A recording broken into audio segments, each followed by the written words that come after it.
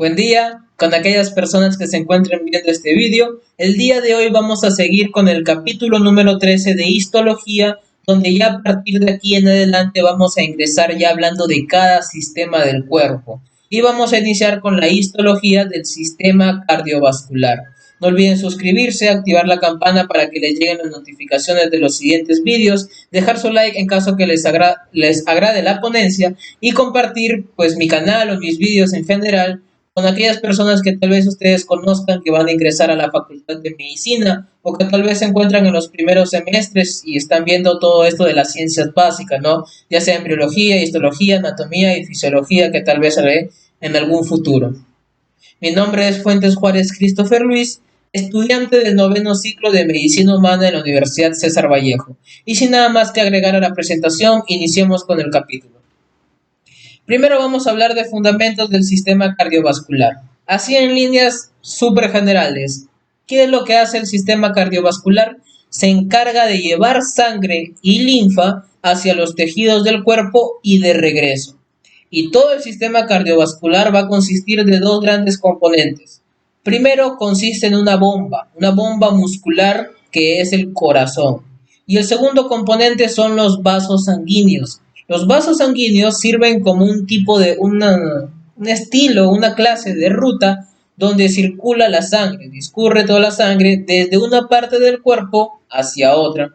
Y aquí en los vasos sanguíneos tenemos arterias, tenemos capilares, tenemos venas y de manera ya más que todo auxiliar están los vasos linfáticos. Entre ambos componentes, tanto el corazón, la bomba muscular, como los vasos sanguíneos, estas rutas, se van a generar dos tipos de circulaciones. Primero tenemos la circulación pulmonar. La circulación pulmonar va a transportar sangre desde el corazón hacia los pulmones y desde los pulmones hacia el corazón. Ya iré explicando esta circulación más adelante. Y también la segunda circulación, que es la sistémica. Esta transporta la sangre desde el corazón hacia los tejidos de todo el organismo, de todo el cuerpo. Y desde los tejidos del cuerpo de retorno hacia el corazón. Es circulación sistémica. Estas dos clases de circulaciones son parte del sistema cardiovascular. Bien, entonces vamos a iniciar ya centrándonos todo en el sistema, hablando del corazón, de la histología del corazón y bioquímica también. Recuerden que histología de Ross también habla de la bioquímica. Entonces, corazón. ¿El corazón qué es? Como ya mencioné, es una bomba muscular ubicada en la cavidad torácica a nivel del mediastino medio. Bien, está en el mediastino medio. Este corazón va a estar rodeado por un saco fibroso resistente a lo que le llamamos pericardio. Este pericardio, además de proteger al corazón, también lo adhiere al diafragma. Bien, ahora, anatómicamente hablando, el corazón va a tener 4 cavidades. Bien, va a tener 2 aurículas, que son los que estoy señalando en estos momentos, 2 aurículas y 2 ventrículos. Bien, va a tener 2 aurículas y 2 ventrículos. En cada salida de estas cavidades vamos a encontrar válvulas. Bien, válvulas. ¿Y qué es lo que hacen estas válvulas? Todos sabemos que en las palabras más sencillas podemos decir que una válvula es algo que permite que algo entre, pero que no regrese.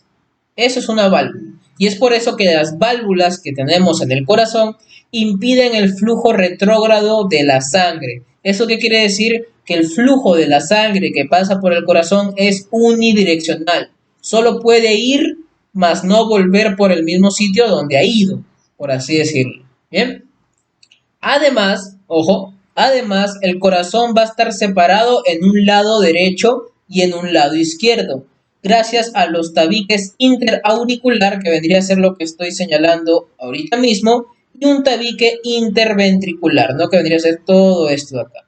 Estos dos tabiques van a hacer que el corazón se divida en un lado derecho y un lado izquierdo. Es por esto que las dos aurículas pueden llamarse o se diferencian en su nombre por aurícula derecha y aurícula izquierda. Y lo mismo pasa con los ventrículos. Hay un ventrículo derecho y un ventrículo izquierdo.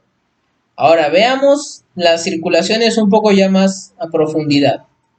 Primero que nada, la aurícula derecha. ¿Qué es lo que pasa con esta aurícula? Esta aurícula recibe sangre que regresa del cuerpo a través de las venas cava inferior y superior. Aquí podemos ver, por ejemplo, en esta imagen, la vena cava inferior. Aquí podemos ver la vena cava superior. Y estas van a retornar la sangre hacia la aurícula derecha. Bien.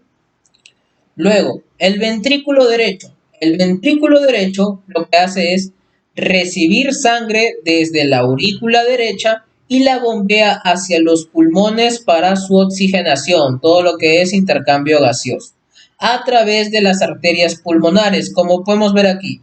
Aquí está la aurícula derecha, la sangre va a pasar al ventrículo derecho y este ventrículo derecho va a bombear la sangre hacia los pulmones a través de estas arterias pulmonares. Todo lo que estoy señalando ahorita mismo son las arterias pulmonares. Esto es lo que hace el ventrículo derecho.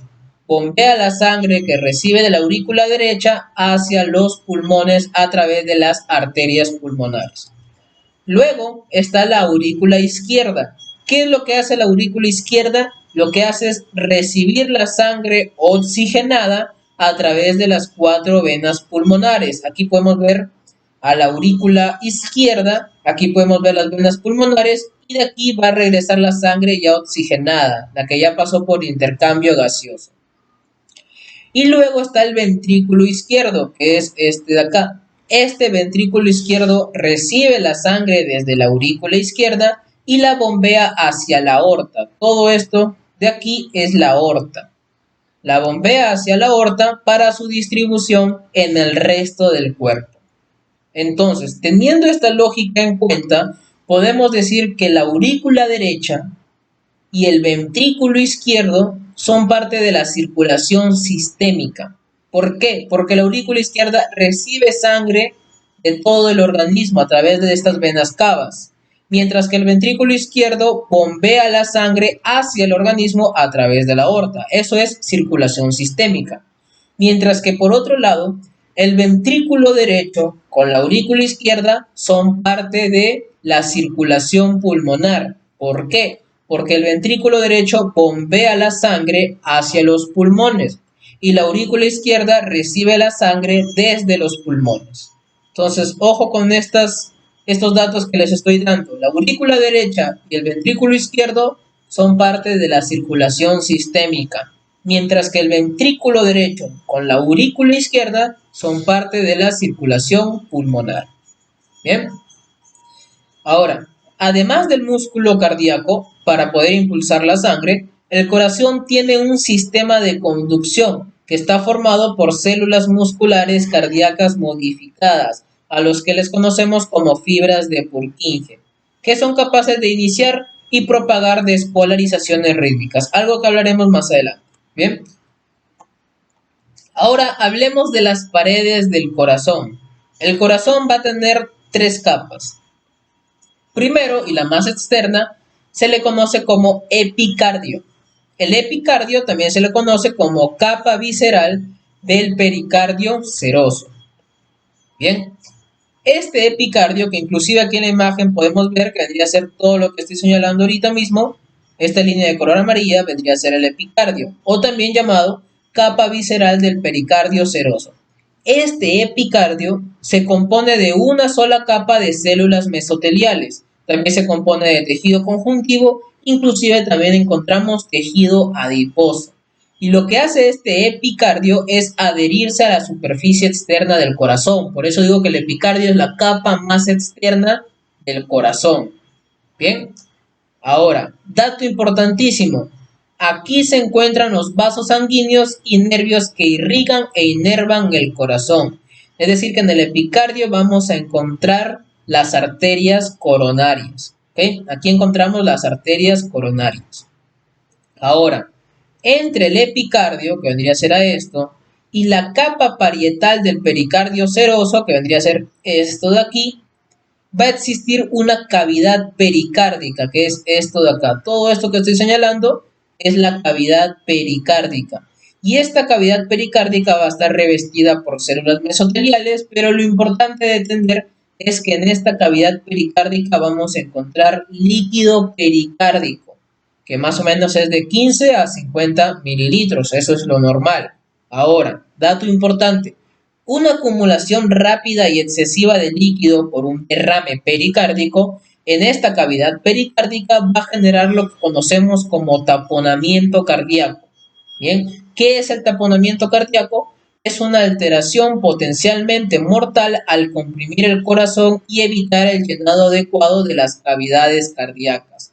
Porque claro, hay un aumento excesivo y rápido de líquido en esta cavidad y esto al fin y al cabo va a comprimir al mismo corazón. Y si comprime el mismo corazón, quiere decir que las cavidades van a cerrarse y por lo tanto generan este llenado inadecuado de las cavidades en caso del taponamiento cardíaco, ¿no? En el caso de su tratamiento, su alivio es mediante pericardiocentesis, ¿no? Cosa ya de tratamiento, de clínica, ¿no? La segunda capa que encontramos, aparte del epicardio, es el miocardio. El miocardio va a estar formado por músculo cardíaco, algo que ya lo vimos en el capítulo de tejido muscular, ¿no? Que hablamos del músculo cardíaco. Ahora, el miocardio en los ventrículos va a ser más grueso que en las aurículas. Y esto es obvio, porque los ventrículos van a necesitar mayor presión para poder bombear la sangre a través de la circulación pulmonar y sistémica, ¿no? Porque claro, las aurículas reciben la sangre y solo tienen que bombearlas hacia los ventrículos que se encuentran debajo de ellas.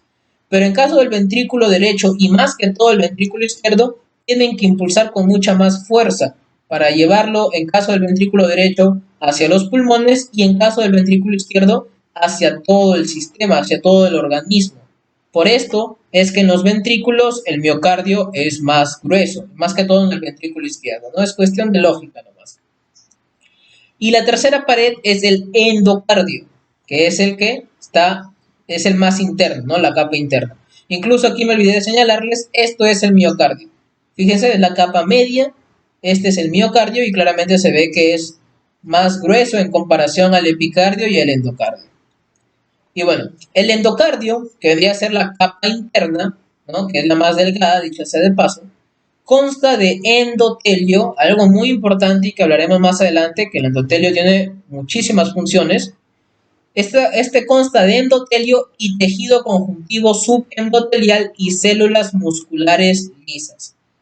Ojo aquí este dato. En el endocardio vamos a encontrar el sistema de conducción, es decir, todo lo que es las fibras de Purkinje y demás. Bien, en el endocardio encontramos los sistemas de conducción. Ahora hablemos de las válvulas cardíacas. Ya les mencioné que estas válvulas estaban en cada salida de cada cavidad y lo que hacían era brindar este flujo, evitar este flujo retrógrado, ¿no? Las válvulas cardíacas de igual forma tienen tres capas. Primero tenemos la fibrosa, la capa fibrosa. La capa fibrosa, que aquí en el corte histológico vendría a ser todo este segmento, fíjense, todo este segmento es la fibrosa. La capa fibrosa está formada por tejido conjuntivo denso y regular, que va a estar compuesto principalmente por fibras de colágeno tipo 1, pero también podemos encontrar tipo 3.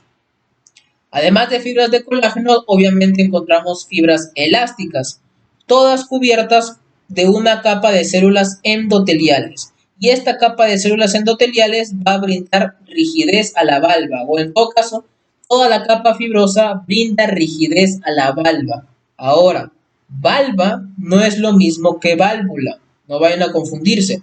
La válvula vendría a ser todo esto que estoy señalando ahorita mismo, todo esto es la válvula, pero la valva, que lo veremos más adelante, no es lo mismo que válvula.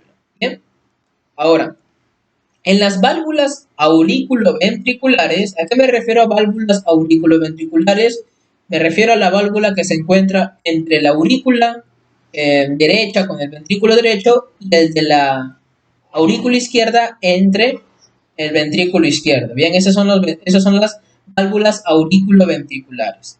Bien, ahora, en las válvulas auriculoventriculares se continúan hacia las cuerdas tendinosas. Estos que vemos aquí son cuerdas tendinosas y solamente lo encontramos en las válvulas auriculoventriculares.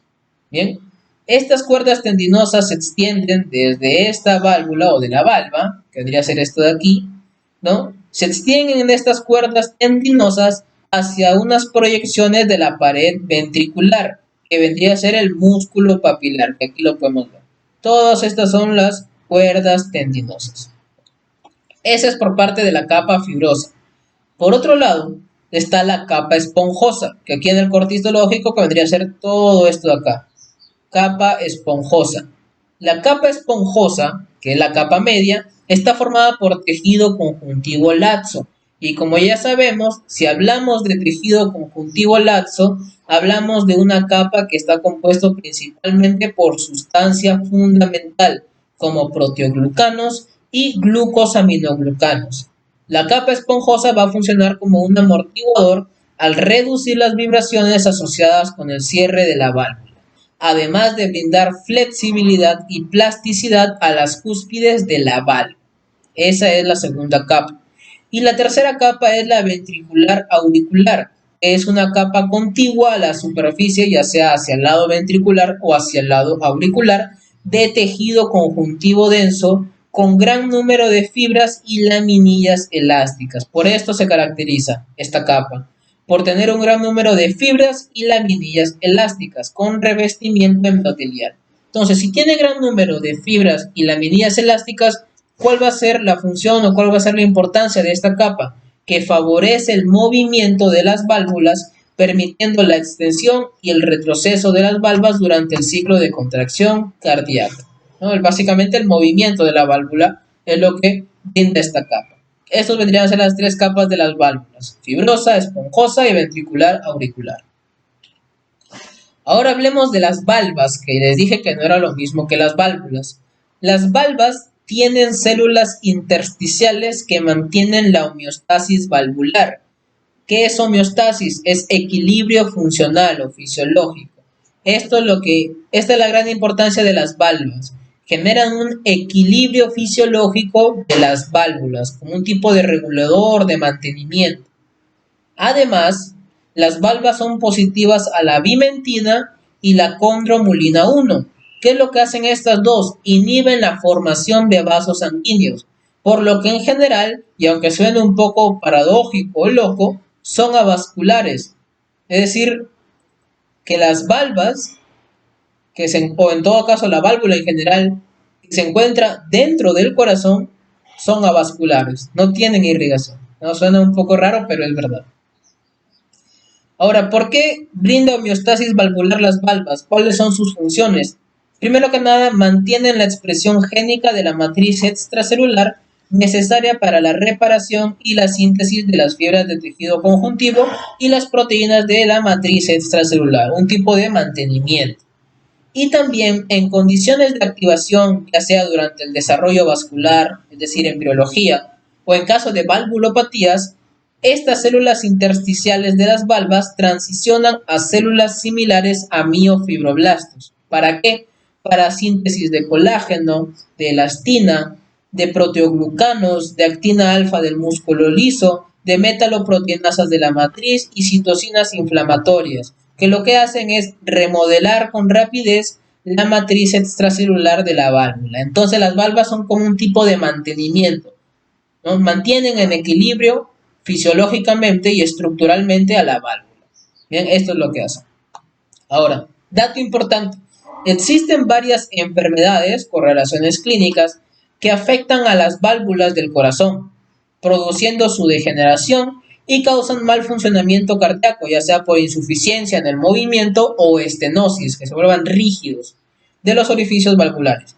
Y a estas alteraciones se les conoce como valvulopatías cardíacas. Aquí tenemos varias.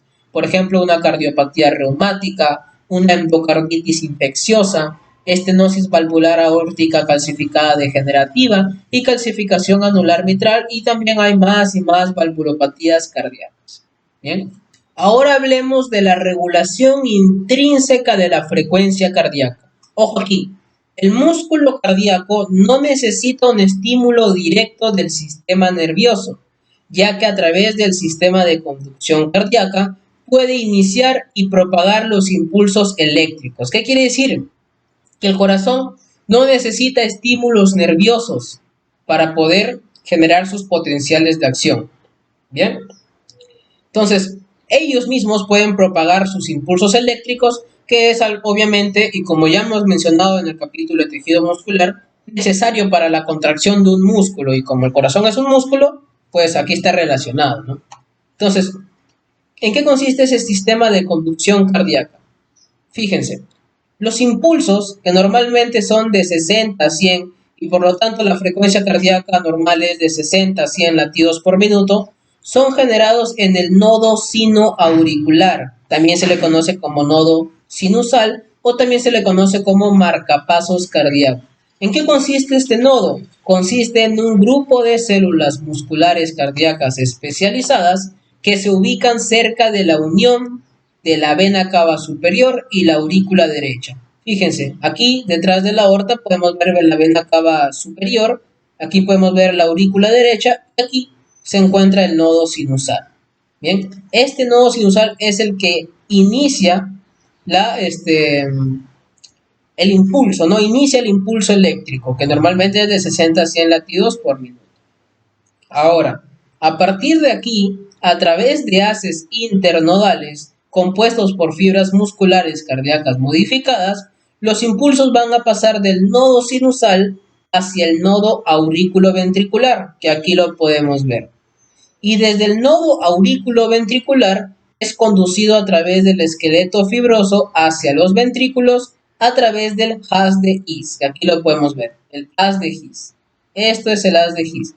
Va a enviar los impulsos desde el nodo aurículo-ventricular hasta los ventrículos. Una vez ya en los ventrículos, el haz de His va a dividirse en dos ramas. Una rama derecha, que es donde estoy pasando el cursor, y una rama izquierda.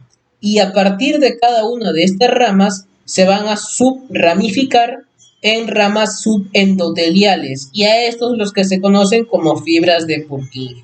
Ahora, dato importante. Si por alguna razón, una alteración, una enfermedad cardiovascular o cualquier razón, el nodo sinusal, que es el marcapasos cardíaco, deja de funcionar, no quiere decir que el corazón puede llegar a dejar de latir, sino que la función del nodo sinoauricular deja de funcionar y es sustituido por el nodo aurículo-ventricular, que vendría a ser este. Entonces, los impulsos dejan de generarse desde el nodo sinusal y comienzan a generarse en el nodo aurículo-ventricular. Pero claro, no todo es color de rosas, sino que los impulsos ya son menores, bien, son de menor cantidad de impulsos, porque no es lo mismo el nodo sinusal, que es el marcapasos por naturaleza, a que lo reemplace el nodo auriculoventricular, obviamente. Y es por esto que, si por alguna razón el nodo sinusal deja de funcionar, el nodo auriculoventricular es el que genera los impulsos, pero solamente 50 impulsos por minuto.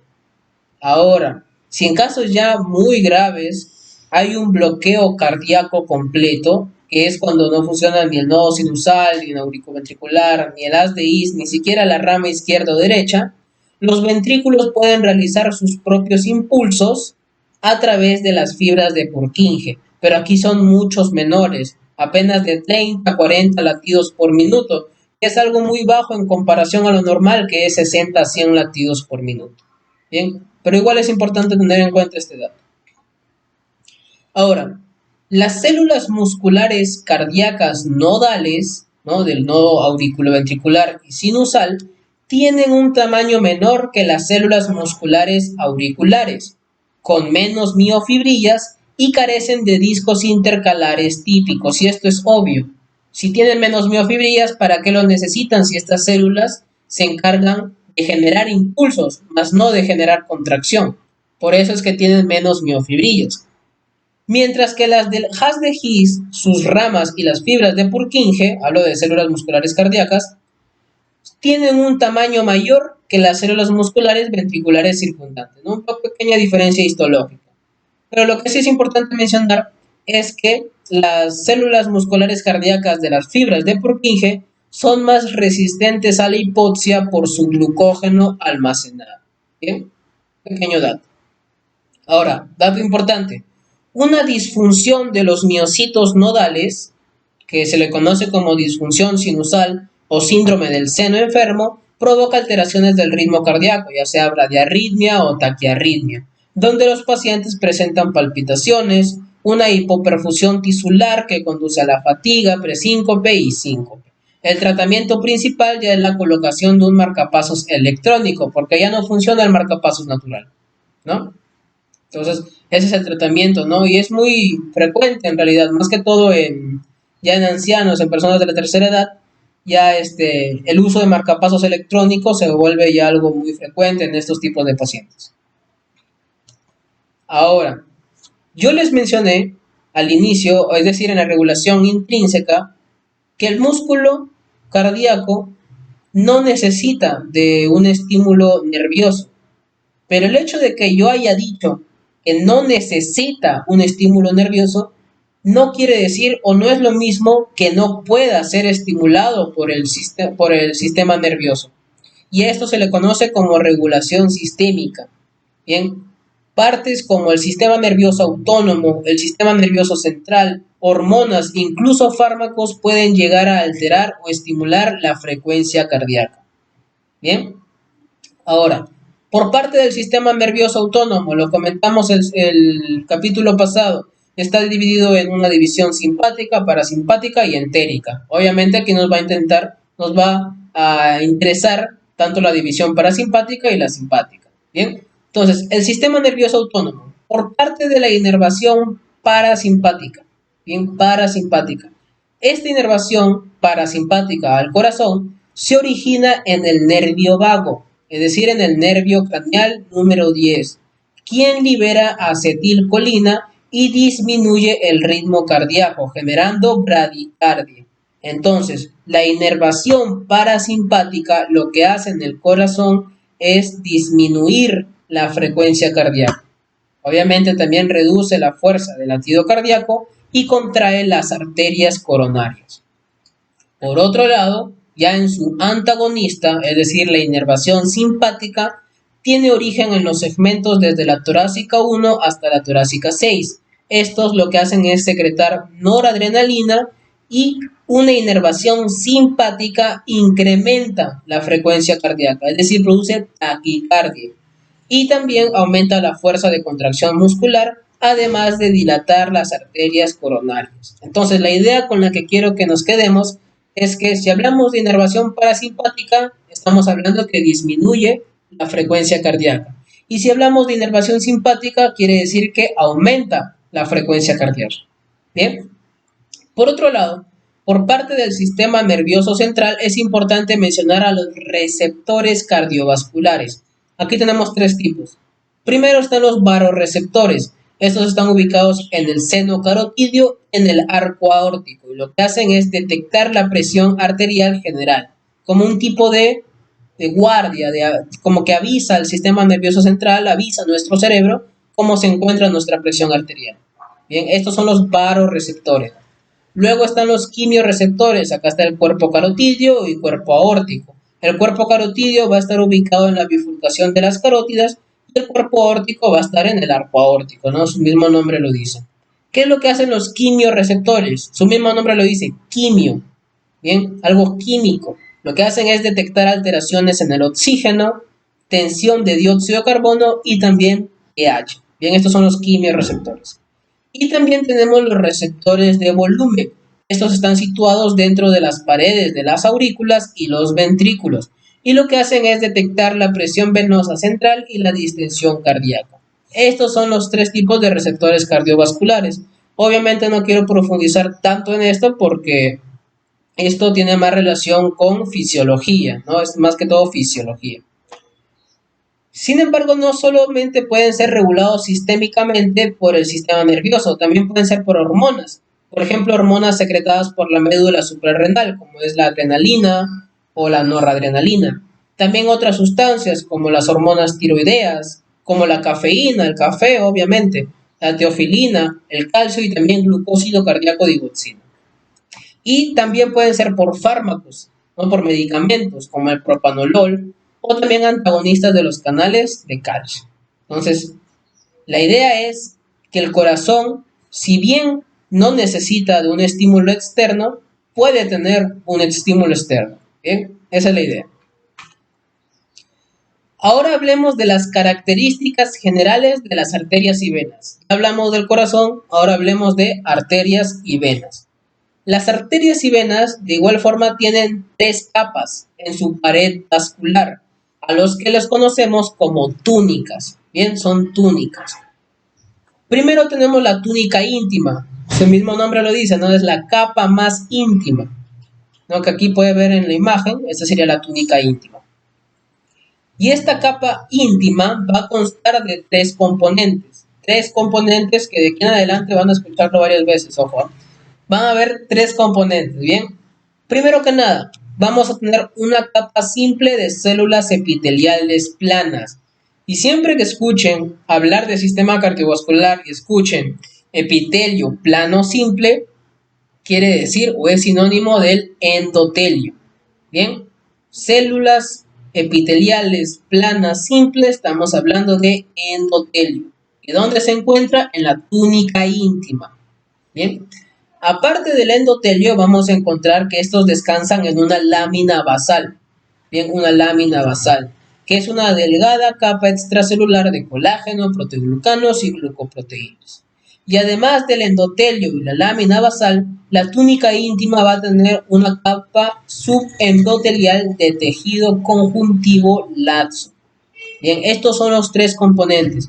Fíjense en este corte histológico, como esto que estoy señalando en estos momentos vendría a ser la túnica íntima. Bien, lo que estoy rodeando, esto es la túnica íntima. Inclusive nos hacen un acercamiento y aquí se puede ver clarito el epitelio simple, el epitelio plano simple, que es el endotelio, ¿no?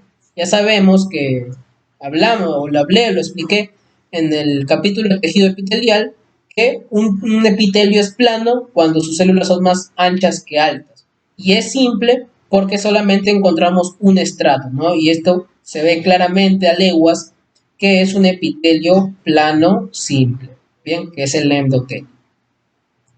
Y pues aquí también hace alusión al tejido conjuntivo laxo, que es parte de la capa subendotelial, ¿no? Todo esto es la túnica íntima.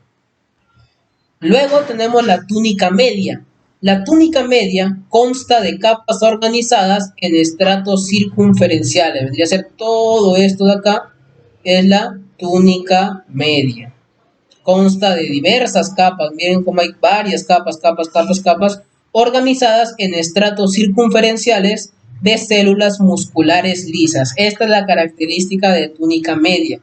Encontramos células musculares lisas. Bien, aquí hay una gran cantidad de células musculares lisas.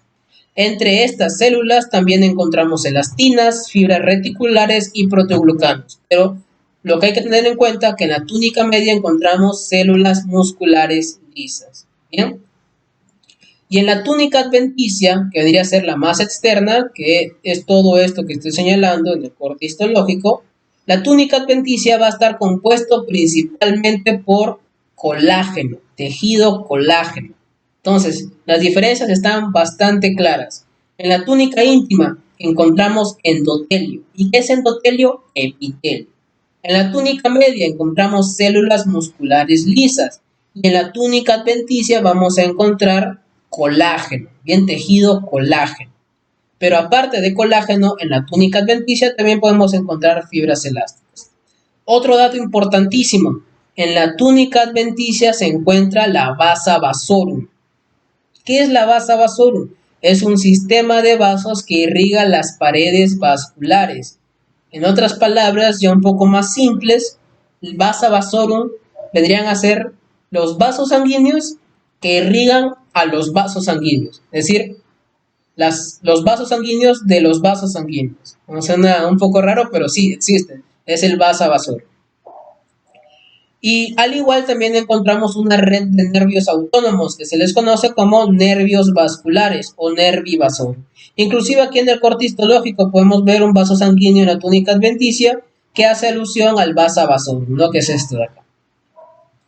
¿Qué es lo que hacen? Volviendo a los nervi vasorum, lo que hacen es controlar la contracción del músculo liso en las paredes de los vasos, ¿no? Aportan a la vasoconstricción.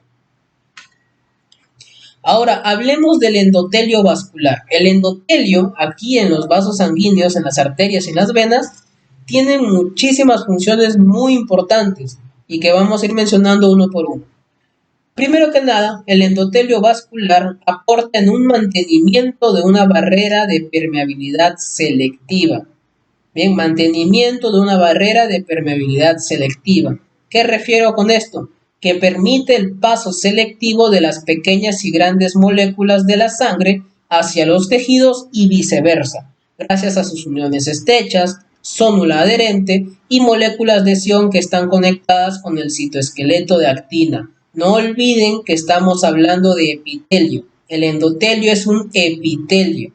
Por esto es que menciono las uniones estrechas, la zónula adherente, el paso selectivo, ¿no? la transmisión y todo esto de moléculas y demás.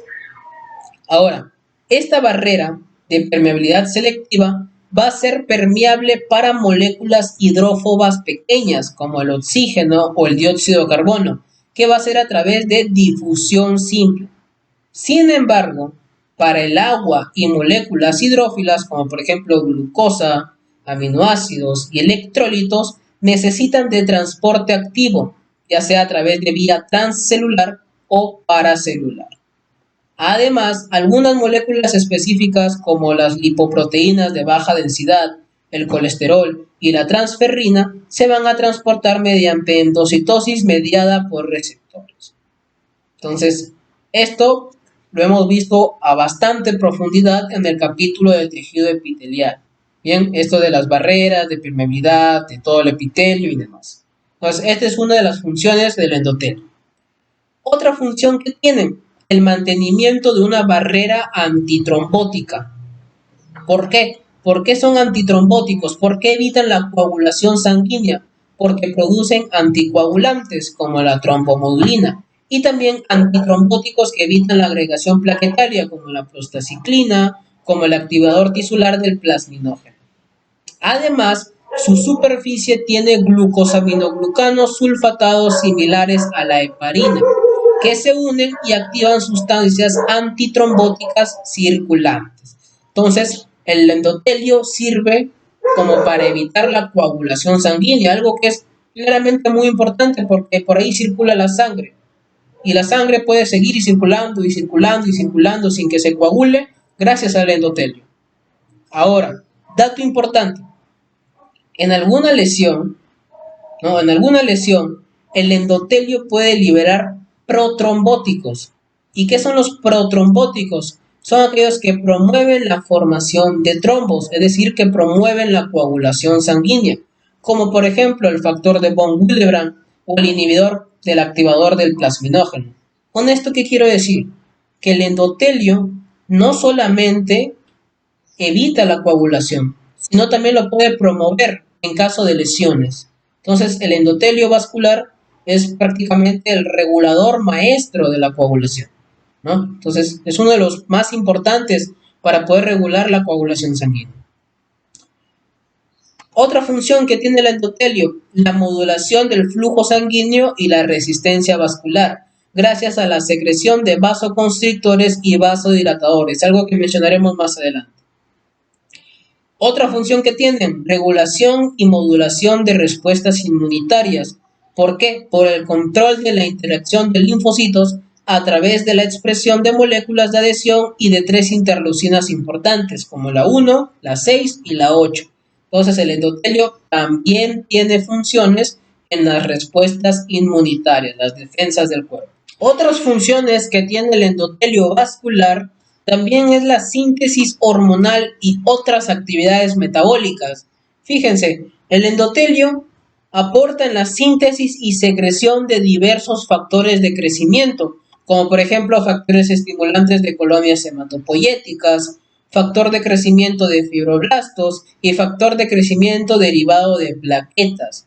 Además, también sintetizan inhibidores del crecimiento, como la heparina y el factor de crecimiento transformante beta. Entonces, el endotelio también tiene acción hormonal. Y además, otra función también es la modificación de lipoproteínas por oxidación, gracias a los radicales libres. Dato importante, importantísimo. La oxidación de las lipoproteínas de baja densidad, las LDL, son incorporadas rápidamente por endocitosis por los macrófagos, para que así se transformen en células espumosas.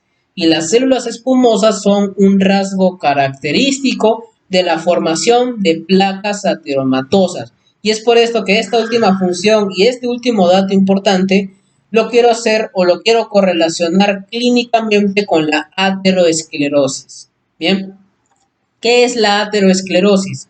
La ateroesclerosis es la lesión que ocurre principalmente en la túnica íntima. Primer dato importante, la ateroesclerosis inicia en la túnica íntima, donde se encuentra el endotelio. ¿Por qué? Porque en la túnica íntima se va a generar una disfunción endotelial de los vasos sanguíneos. Y esta disfunción va a traer diversas complicaciones. La aterosclerosis trae diversas complicaciones: coronariopatía, un infarto agudo de miocardio, ictus y la arteriopatía periférica. Para los que no sepan, el ictus también es el accidente cerebrovascular. Son sinónimos, ¿no? Ictus, accidente cerebrovascular. ¿Qué factores predisponen a que se lesione el endotelio vascular? Tenemos las lipoproteínas de baja densidad, es decir, las LDL elevadas, hiperlipidemia, hiperglucemia en pacientes diabéticos, hipertensión, también un factor importante que predispone a las lesiones endoteliales, consumo de cigarrillo, infecciones víricas como el citomegalovirus, o infecciones bacterianas como el Clamidia pneumoniae. Ahora, ¿por qué la disfunción endotelial puede conllevar a una aterosclerosis y cómo lo hace? Vamos a resumirlo de la siguiente forma. La disfunción endotelial, que se genera por una lesión en la túnica íntima, la disfunción endotelial va a generar diversas consecuencias que están muy relacionadas con las funciones que acabo de mencionar. Primero que nada, ¿qué va a generar? Mayor expresión de moléculas de adhesión de superficie, que aquí las podemos ver incluso. Va a haber mayor expresión de moléculas de adhesión de superficie. También va a haber aumento de la permeabilidad a las LDL, es decir, las lipoproteínas de baja densidad. Aquí podemos ver todas estas moléculas de LDL como al ser permeable ya el endotelio, pues ingresan, ¿no?, a la túnica íntima, ¿no? Ingresan. Fíjense todas estas moléculas cómo ingresan. Y además también genera un incremento de la adherencia de leucocitos, como podemos ver acá estos monocitos, ¿no? Principalmente monocitos que de igual forma van a ingresar hacia la túnica íntima. Además, hay un aumento de la producción de especies reactivas de oxígeno que oxidan las LDL en la túnica íntima, que es la última función que les mencioné, modificación de las lipoproteínas por oxidación. Entonces, una disfunción endotelial va a traer todas estas consecuencias. Va a generar que aumente el LDL a nivel de la túnica íntima. También va a generar que ingresen monocitos a la túnica íntima. Y como ingresa LDL a esta túnica íntima, pues el endotelio lo que hace es oxidarlo. Y aparece LDL oxidado. ¿Cuál es el problema con esto? Que como los macrófagos ingresan a la túnica íntima porque incrementó la adherencia de los leucocitos, los macrófagos, que ya son los monocitos en el tejido, comienzan a fagocitar a estas lipoproteínas oxidadas. Y como los fagocitan, estos macrófagos comienzan a transformarse lentamente en células espumosas. Todos estos que están acá son células espumosas.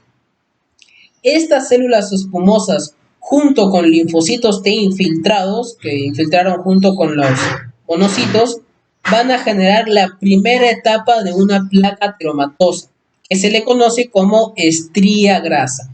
Bien, hasta el momento se va formando la estría grasa. Ahora, a partir de aquí, ¿qué sucede?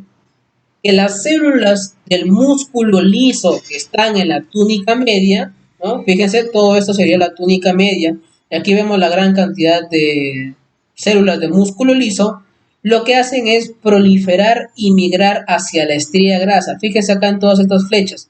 todas estas células del músculo liso están migrando hacia la estría grasa. ¿Y esto por qué? Por el factor de crecimiento derivado de plaquetas que es producido de igual forma por el endotelio.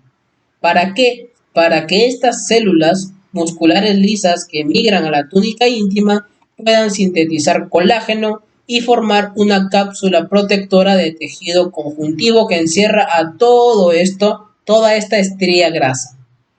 Y a esta estría grasa, ya encerrado por toda esta cápsula hecha por las células del músculo liso que emigraron de la túnica media, pasa a denominarse placa fibrograsa. Bien. Luego, el tejido conjuntivo fibroso se vuelve una capa gruesa.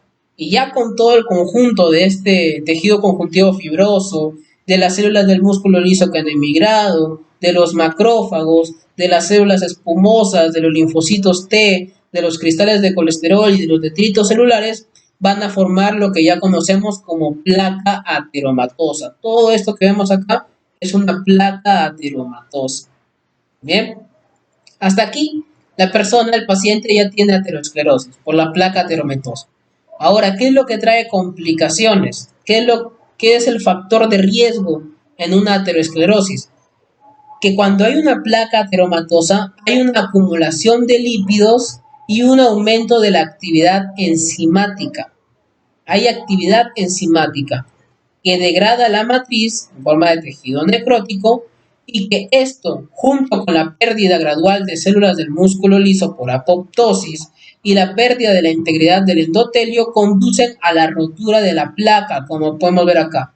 Se ha roto la placa que se formó en la placa ateromatosa, que viene seguida por la unión de plaquetas y coagulación, ¿no? La trombosis, lo que se tiene que hacer. Fíjense acá como una rotura de placa y una agregación de plaquetas. Bien. Y en etapas avanzadas esto sigue sucediendo, la placa ateromatosa se hace cada vez más y más grande, de forma que puede llegar a ocluir, a tapar todo un vaso sanguíneo. Y esta oclusión del vaso sanguíneo es lo que trae las complicaciones, las coronariopatías, los infartos, los accidentes cerebrovasculares, entre otros.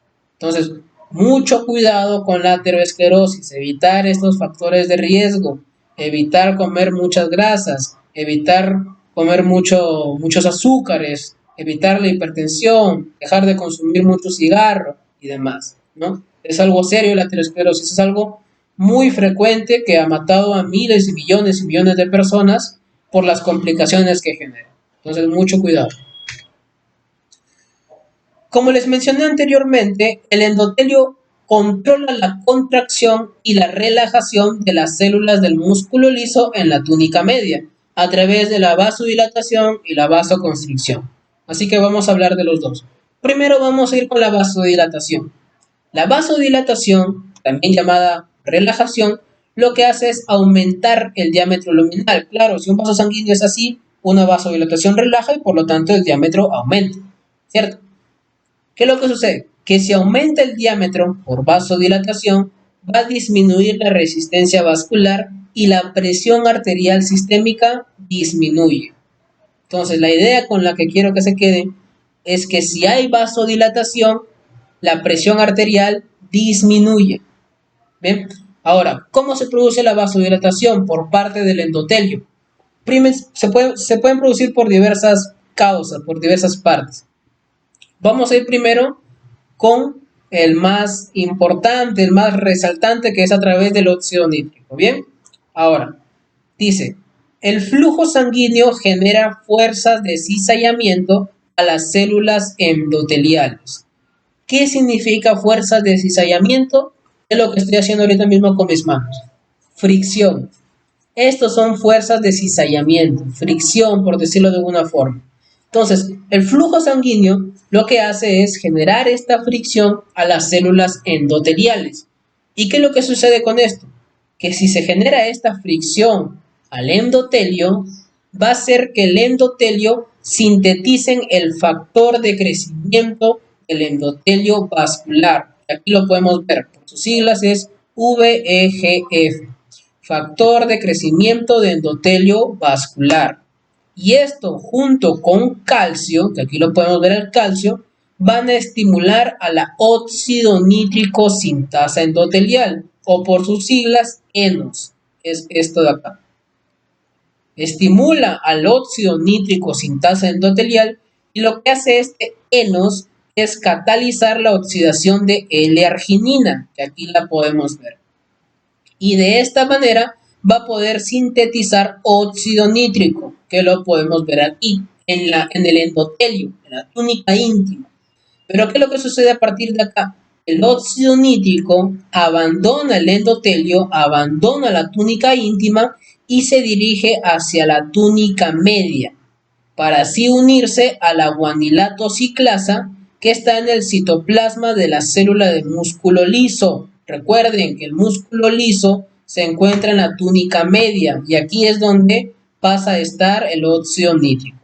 El óxido nítrico abandona el endotelio, abandona la túnica íntima, se dirige a la túnica media para interactuar con la guanilato ciclasa.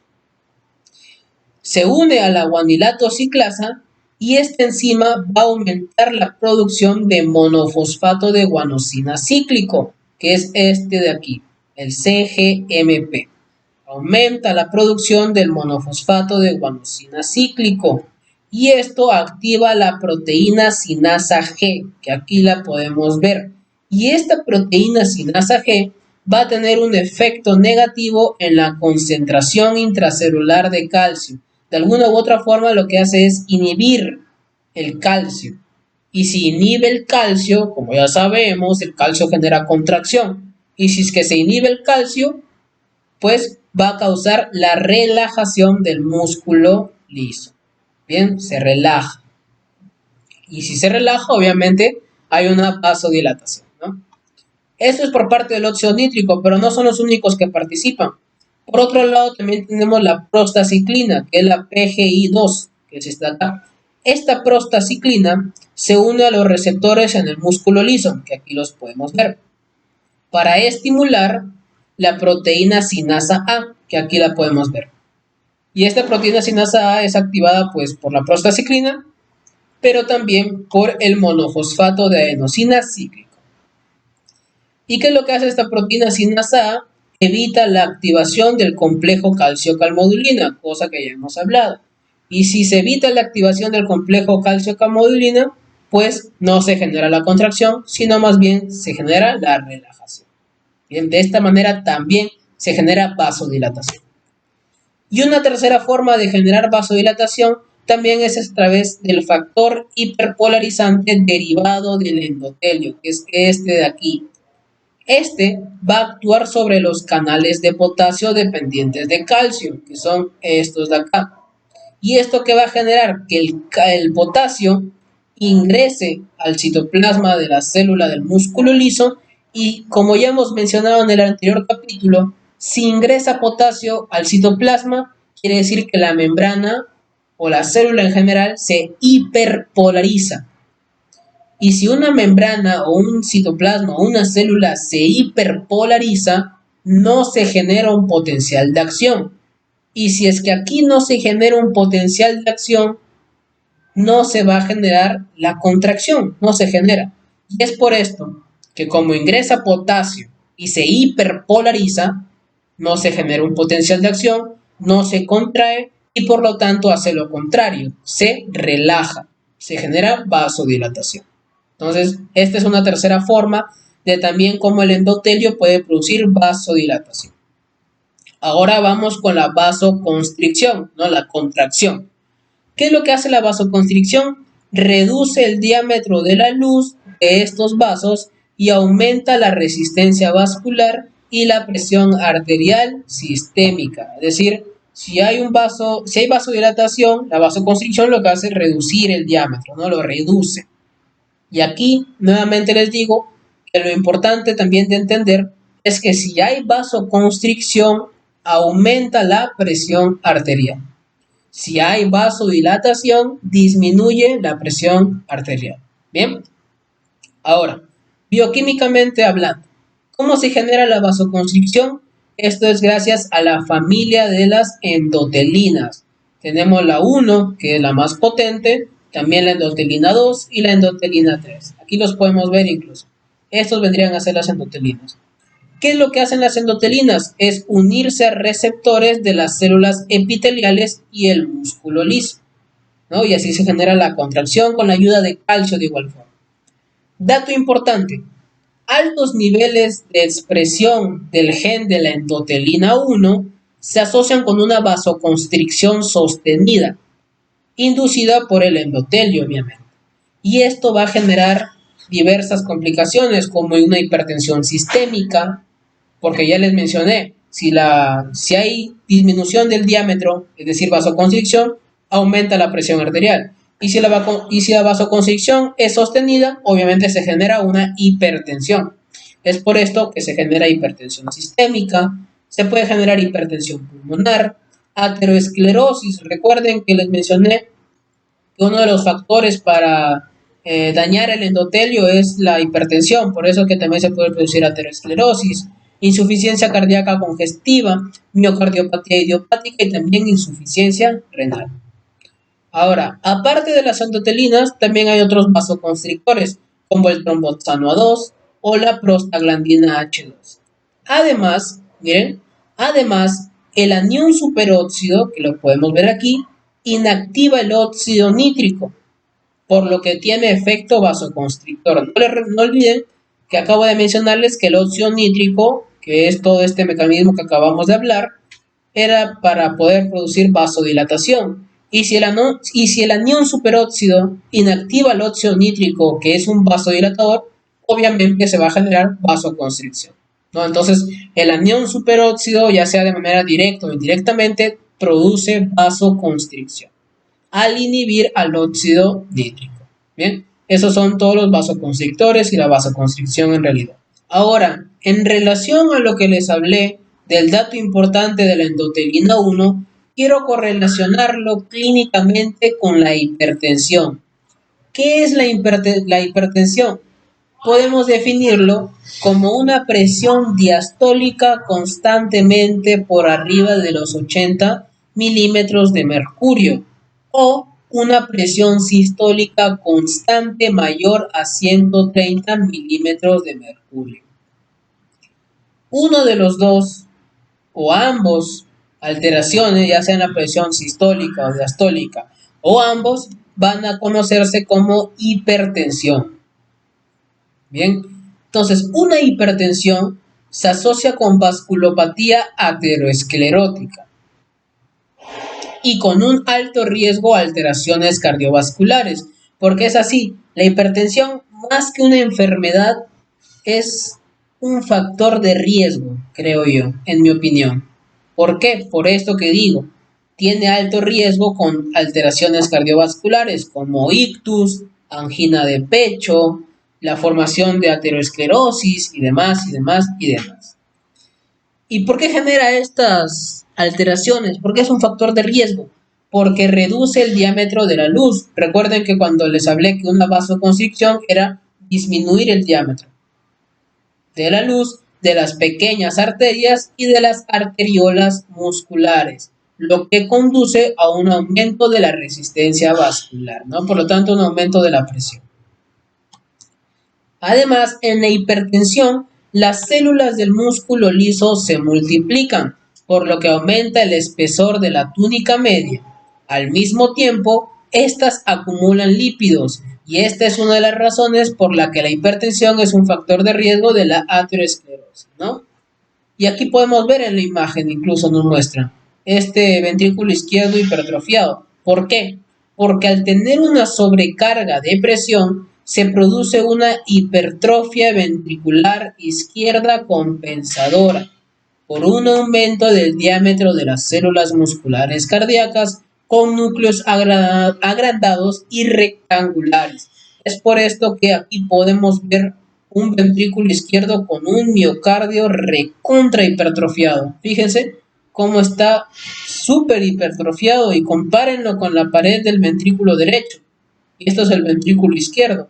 Vemos un miocardio del ventrículo izquierdo totalmente hipertrofiado, y es por esta compensación ante la hipertensión. Bien, esto es la hipertensión arterial. Ahora hablemos ya de manera más histológica sobre las arterias, venas, capilares y también vasos linfáticos. Bien, vamos a iniciar con las arterias. Primero, iniciando con las arterias grandes o también llamadas arterias elásticas. Bien, ¿cuáles son las arterias grandes o elásticas? Abarcan la aorta, las arterias pulmonares y sus ramas principales como el tronco brachiocefálico, como la carótida común, la subclavia y la ilíaca común. Desde el punto de vista funcional, son vías de conducción, obviamente, como todo vaso sanguíneo, pero también favorecen el movimiento continuo y uniforme de la sangre. Ahora, hablemos de cada túnica y los vamos a ir comparando con las otras arterias y también con las venas, así que atentos a las diferencias que les voy a ir señalando. La túnica íntima de las arterias grandes, ¿no?, las elásticas como la aorta y demás, la túnica íntima es relativamente gruesa. Bien, es relativamente gruesa en comparación a los demás. Y consiste en lo siguiente. Primero que nada, hay un endotelio de revestimiento con lámina basal, que aquí nos lo muestra. Todo esto vendría a ser el endotelio que descansa sobre una lámina basal. Entonces, las células del endotelio, ya los mencioné, son planas y alargadas. Estamos hablando de un epitelio plano simple, por lo tanto son planas y alargadas. Como ese epitelio, van a estar unidas por uniones estrechas y uniones comunicantes, que aquí podemos verlo. Uniones comunicantes entre cada célula del endotelio, ¿no?, que los mantiene unidos. Ahora, en el citoplasma del endotelio vamos a encontrar cuerpos de Weibel-Palade, ¿no? Cuerpos de Weibel-Palade. Y estos van a contener el factor de von Willebrand, quien se une al factor 8 de coagulación y desempeña una función importante en la adhesión de plaquetas al sitio de una lesión endotelial. Entonces, ¿dónde estaban estos protrombóticos que mencioné en las funciones del endotelio? En estos cuerpos de Weibel-Palade, que se encuentran en el citoplasma del endotelio. Bien. No solamente los cuerpos de Weibel-Palade tienen a este factor de von Willebrand, también tienen selectina P. Esta selectina P es una molécula de adhesión celular que interviene en el mecanismo de reconocimiento de neutrófilo célula endotelial. Inicia la migración neutrófila. Bien. Además del endotelio con su lámina basal, las arterias grandes elásticas también tienen su capa subendotelial de tejido conjuntivo, donde también vamos a encontrar colágeno, fibras elásticas y su tipo principal de células son las musculares lisas. Y también vamos a encontrar una membrana elástica interna que en cortes histológicos no es visible. No es visible en cortes histológicos la membrana elástica interna de las arterias grandes elásticas. Entonces, esto es la túnica íntima. Aquí lo podemos ver, pero aquí lo podemos ver de mejor manera incluso. Luego, la arteria grande, de igual forma, su túnica media, bien, su túnica media es la más gruesa. Bien, fíjense aquí nomás la diferencia. La túnica media es la más gruesa en comparación a la íntima y la adventicia. ¿Y qué va a contener la túnica media? Va a contener elastina en forma de hojas o laminillas fenestradas. ¿Qué significa fenestrado? Que tiene como tipo de agujeros, de manchas que hacen como si estuviera perforado, por así decirlo. Si se fijan en este corte histológico, todo esto vendría a ser la túnica media. Y se dan cuenta aquí, por ejemplo, por acá también, por acá, hay como manchas a la cuenta que fuesen agujeros. A esto me refiero a fenestrado. Entonces, en la túnica media de las arterias grandes elásticas vamos a encontrar bastante elastina. Su mismo nombre lo dice, elastina elástica. Por todas estas formas de hojas que podemos ver acá de laminilla, ¿no? Que todas estas capas, ¿no? Tienen gran cantidad de capas la túnica media de las arterias grandes. Además de elastina, también vamos a encontrar células del músculo lisovascular. Aquí los podemos ver. que son todos estos que estoy señalando, todos estos vendrían a ser células del músculo liso vascular. Recuerden que la túnica íntima se caracteriza de eso, por tener células del músculo liso vascular.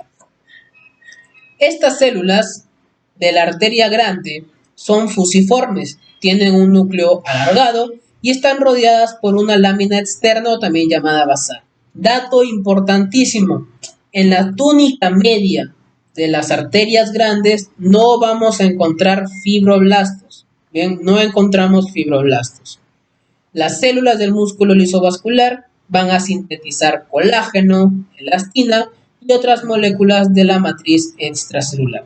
También encontramos fibras de colágeno y proteoglucanos, pero ya sabemos que si hablamos de túnica media estamos hablando de células del músculo lisovascular, solo que en las arterias grandes o elásticas se caracterizan principalmente por la gran cantidad de elastina, de mucha elastina tienen, bien, bastante elastina.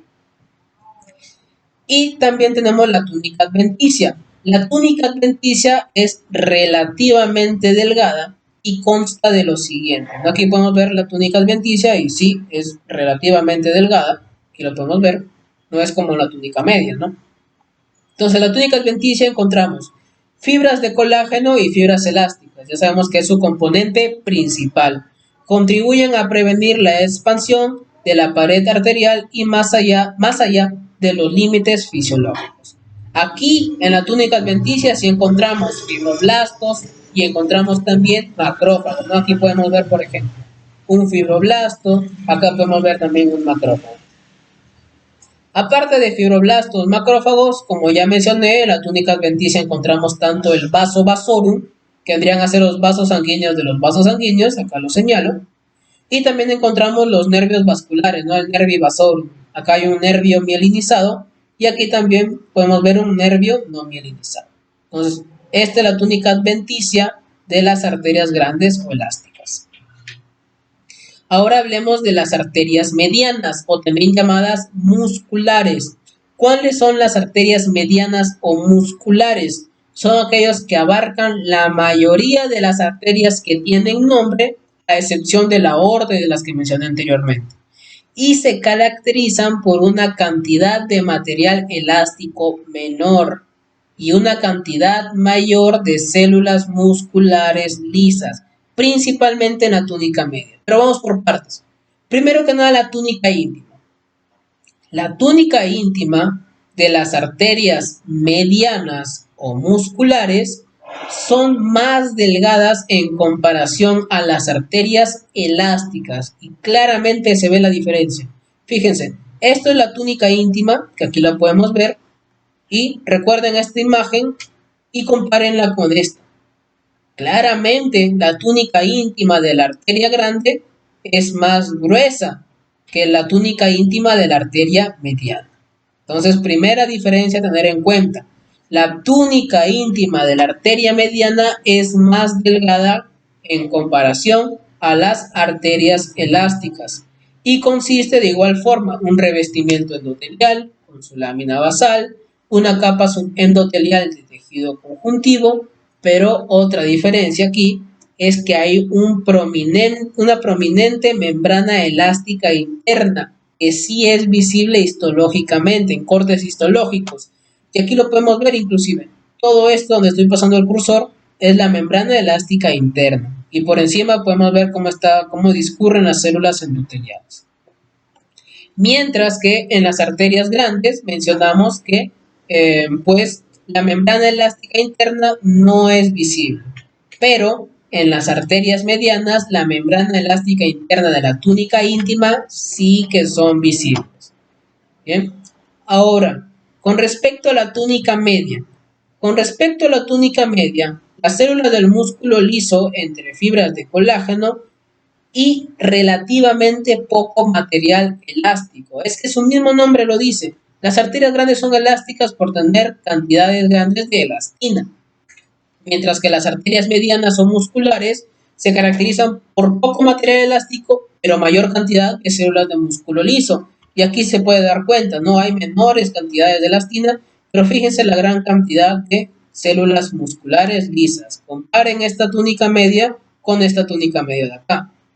Claramente, en las arterias medianas hay mayor cantidad de células musculares lisas. De igual forma, en la túnica media no hay fibroblastos en las arterias medianas. Las células musculares lisas producen colágeno, producen elastina y también producen sustancia fundamental. Mientras que en la túnica adventicia de las arterias medianas va a estar compuesto por fibroblastos, fibras de colágeno, obviamente, y, dato importante, es relativamente gruesa en comparación a la túnica adventicia de las arterias grandes. Fíjense, la cantidad, el grosor de la túnica adventicia y de igual forma compárenlo con la túnica adventicia de las arterias grandes. Claramente se ve que las arterias medianas tienen una túnica adventicia más gruesa que las arterias grandes, ¿no? Y además también encontramos fibras elásticas, incluso se puede encontrar hasta adipocitos. Pero las diferencias claras son estas. Túnica íntima es más delgada en la arteria mediana que la arteria grande. Túnica media tiene mayores cantidades de células musculares lisas y poco material elástico, mientras que en las arterias grandes la túnica media tiene mayores cantidades de elastina y regulares cantidades de músculo liso. Ven, clarísimas las diferencias. Y también están las arterias pequeñas y arteriolas. Se distinguen una de otra por la cantidad de capas del músculo liso en la túnica media. Las arteriolas, que podemos ver aquí por ejemplo, en este corte histológico, tienen solo 1 hasta 2 capas de músculo liso. Mientras que una arteria pequeña tiene hasta 8 capas de músculo liso. Las arteriolas, que son estas de acá, sirven como reguladoras del flujo hacia los lechos capilares mediante el esfínter precapilar, algo que mencionaremos más adelante. Pero dato importante, esta regulación dada por el esfínter precapilar dirige la sangre hacia donde más se necesita en diversas situaciones. Por ejemplo, durante el ejercicio físico intenso, por ejemplo, un día de gimnasio, el flujo de sangre va a necesitar o va a tener mayor demanda a nivel del músculo esquelético, obviamente, porque estamos haciendo ejercicio. Por esto es que el flujo de sangre hacia el músculo esquelético se incrementa gracias a la dilatación de estas arteriolas. Y el flujo hacia el intestino se reduce por la constricción arteriolar. De esta forma, vamos a tener mayor cantidad de irrigación a nivel de músculo esquelético durante el ejercicio.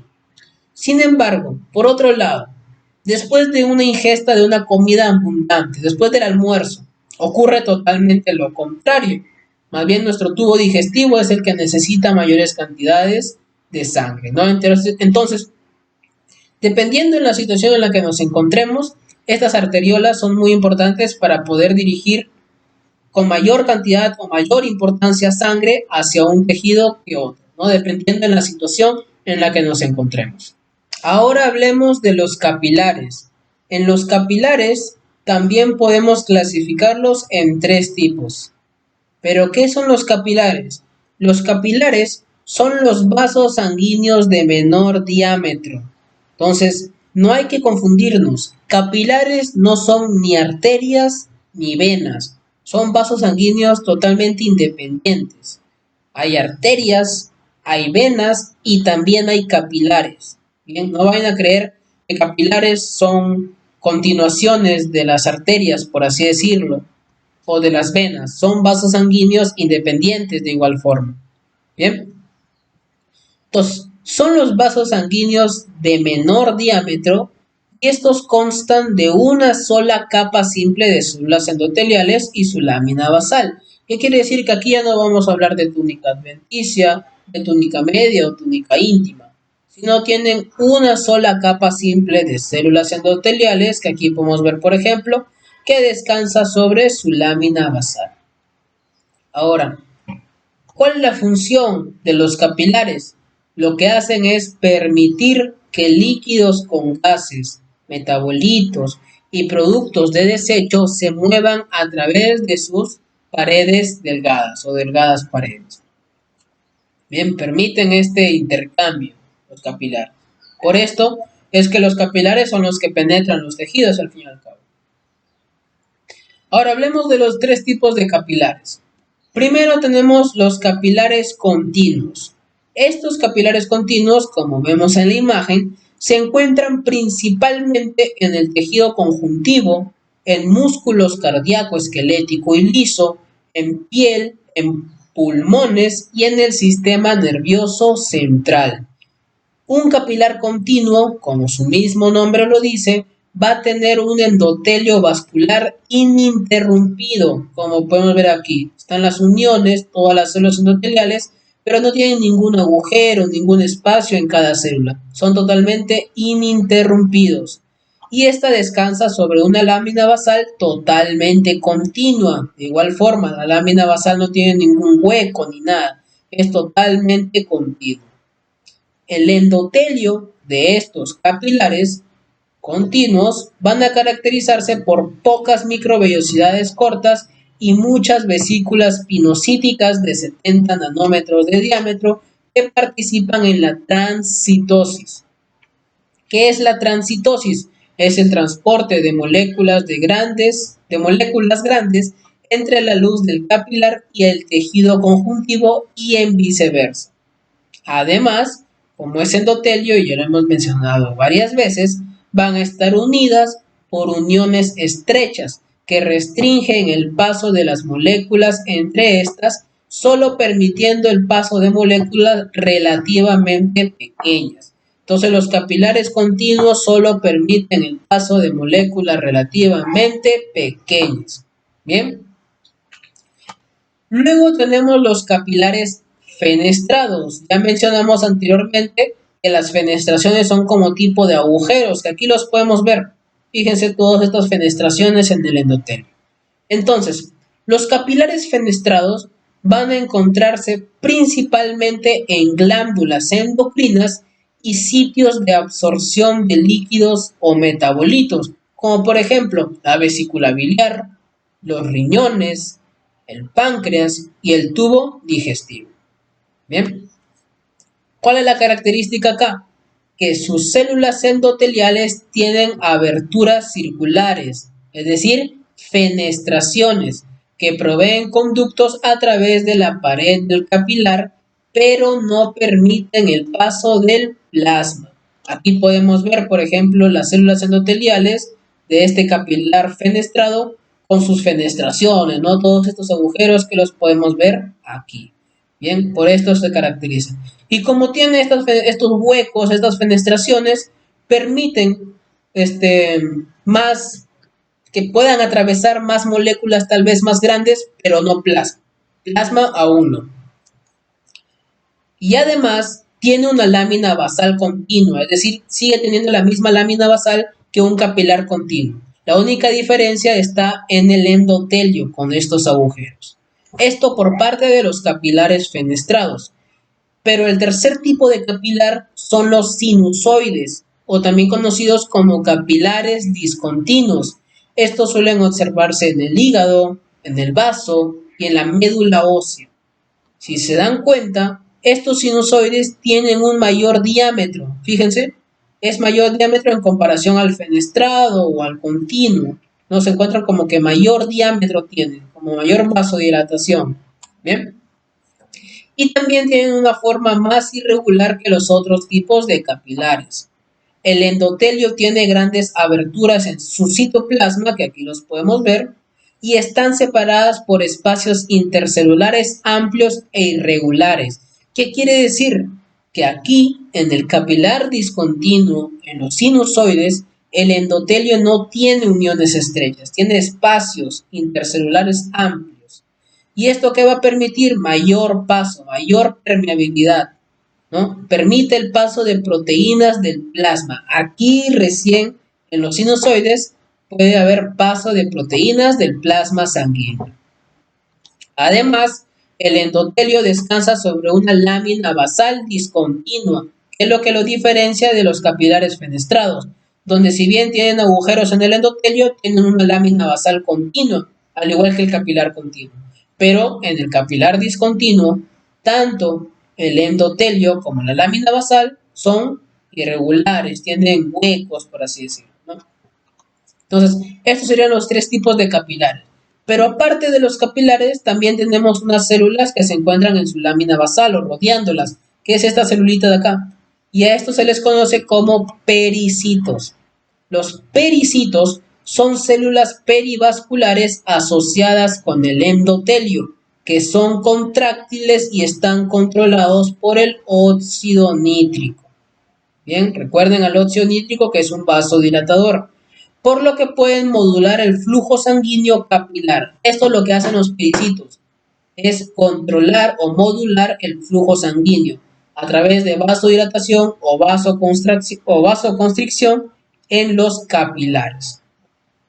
Ahora, histológicamente, los pericitos también se les consideran células madre mesenquimatosas indiferenciadas, que pueden estimular la proliferación, capacidad migratoria y diferenciación de varios tipos de células, como adipocitos, fibroblastos, condrocitos, entre otros. Entonces, también la importancia de los pericitos a nivel de los capilares. No olvidarlos. Ahora hablemos de las anastomosis arteriovenosas. Por lo general, en el lecho vascular el recorrido es el siguiente: arteria, capilar, vena. Y nuevamente corazón, ¿no? Arteria, capilar, vena. Sin embargo, en algunos tejidos, como por ejemplo la piel de la punta de los dedos, la nariz y los labios, y en el tejido eréctil del pene y el clítoris, hay rutas directas entre arterias y venas, es decir, que no pasan por los capilares. Y a esto es lo que se les conoce como anastomosis arteriovenosa. Como podemos ver aquí, por ejemplo, aquí está la arteria, aquí, y esto vendría a ser la anastomosis. Aquí también lo podemos ver, ¿no? Todo esto de acá, bueno, aquí lo han sacado este pedacito, pero en caso de que haya un pedazo aquí entre vena y arteriola, o vénula y arteriola, sería, pues, una anastomosis arteriovenosa. Bien. ¿Y por qué es importante evitar que vaya tal vez una cantidad normal o disminuir o aumentar el flujo sanguíneo a nivel de capilares? Ya que estas anastomosis intervienen en la termorregulación. Bien, intervienen en la termorregulación.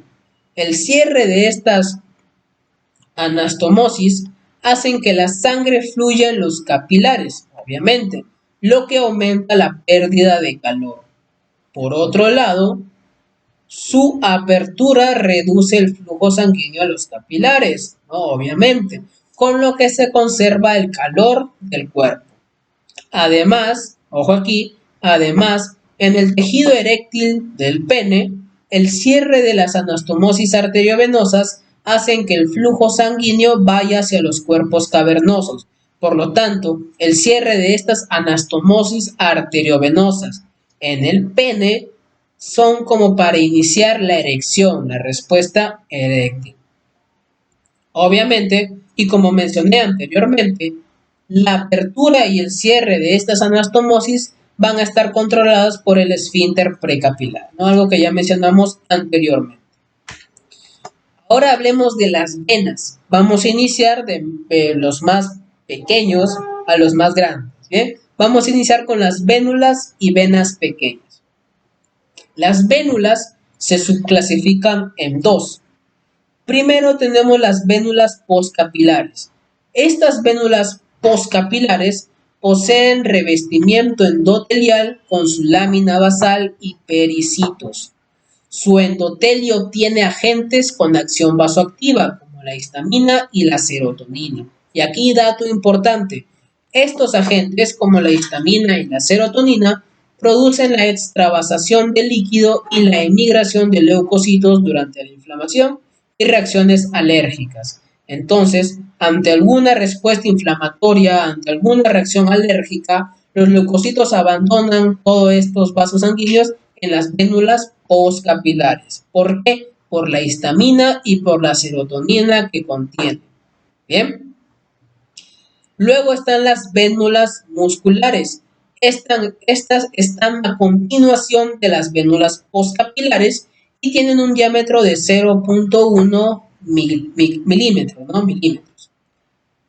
Ahora, a diferencia de las postcapilares, las vénulas musculares sí tienen túnica media y una túnica adventicia delgada, pero sin pericitos. No vayan a olvidar estas diferencias. La vénula muscular sí tiene túnica media y sí tiene túnica adventicia, pero no tiene pericitos. Las venas postcapilares tienen su endotelio, su lámina basal y pericitos, pero no tienen ni túnica media ni túnica adventicia. Esto por parte de las vénulas. Luego, por parte de las venas pequeñas, son una continuación de las venas musculares, con un diámetro entre 0.1 hasta 1 milímetros. Tiene las tres túnicas, tanto la íntima, la media y la adventicia, donde la túnica media constituye 2 o 3 capas de músculo liso vascular. Además de una túnica adventicia más gruesa en comparación a las vénulas musculares. Ahora hablemos de las venas medianas. Las venas medianas tienen un diámetro de hasta 10 milímetros. Se caracterizan por la presencia de válvulas, que son abundantes en los miembros inferiores para evitar el movimiento retrógrado de la sangre por acción de la gravedad. Y esto tiene mucha relación o correlación clínica, por ejemplo, con la trombosis venosa profunda, ¿no? Que ya son cosas de clínica. Pero importante tener en cuenta que las venas medianas tienen un diámetro de 10 milímetros y hay válvulas. Ahora, ¿cuáles son las tres túnicas de las venas medianas? Venas, no olviden, venas, no arterias, venas. Entonces, ¿cuáles son las tres túnicas de las venas medianas? En caso de la túnica íntima, va a constar de su endotelio, con su lámina basal, su capa subendotelial fina con células musculares lisas, y en algunos casos una membrana elástica interna fina discontinua. O sea, mucha diferencia en comparación a las arterias no hay. Pero aquí, la túnica media, ojo, la túnica media de las arterias es muy delgada en comparación. La túnica media de las venas, disculpen, es muy delgada en comparación a las arterias. Y aquí podemos ver, fíjense cómo esta pequeñísima túnica media prácticamente es como otra túnica íntima, ¿no? Entonces la túnica media es muy delgada y recuerden esta imagen de esta túnica media y compárenlas con las de las arterias, ¿no? Que está aquí y aquí también. Entonces, la diferencia de espesor, de grosor, es abundante. La túnica media de las arterias es mucho más gruesa que la túnica media de las venas. ¿Bien? Contiene varias capas de células musculares lisas con fibras de colágeno y elásticas intercaladas. Bueno, como toda túnica media. Ahora, la túnica adventicia ya es otro cuento, ya es a la inversa. Más bien, en las venas, la túnica adventicia es mucho más gruesa en comparación a las arterias. Fíjense todo este grosor de la túnica adventicia y compárenlos con de la arteria grande, por ejemplo, o de la arteria mediana. Claramente, la túnica adventicia de las venas es mucho más gruesa en comparación a la de las arterias. Y también consta de fibras de colágeno y también de redes de fibras elásticas. Ahora, en caso de las venas grandes, que son aquellas que tienen diámetro mayor a 10 milímetros, sus túnicas son las siguientes.